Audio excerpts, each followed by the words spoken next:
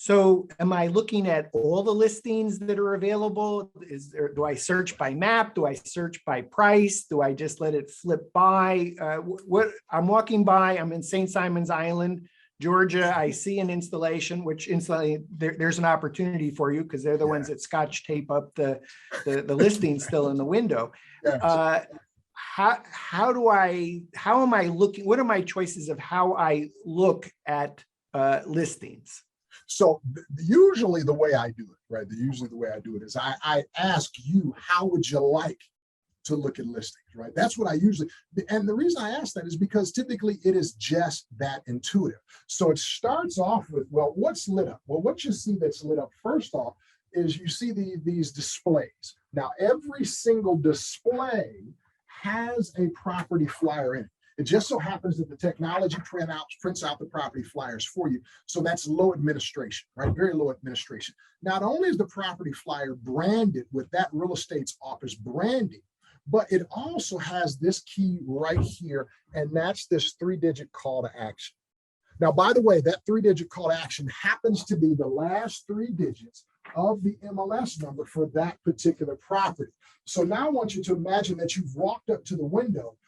You see these beautiful properties and it says enter 590 for a tour.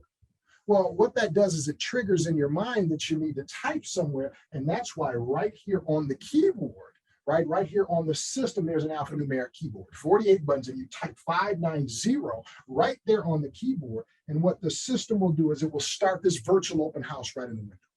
What the system did last night was go up to the MLS, automatically grab all the MLS data, pull it down and drop it right there in the system. So someone who will notice those property flyers, they will type in 590 right there on the screen. The other way that someone will interact with the listings is there's a play button right there, dead center of the screen. And so that's another way that someone will just simply be able, when they touch that, the system also starts that virtual open house. And I got it turned down behind me, but there's an audio track that plays, and it just creates this great open house environment right there at the window, right? I don't know if you can hear that in the background there. Yes, we can still hear the sound. For the purpose of WGA and TV Live at 5, let's turn off the sound. Right? I already did. We'll focus on you. Yeah, that's right.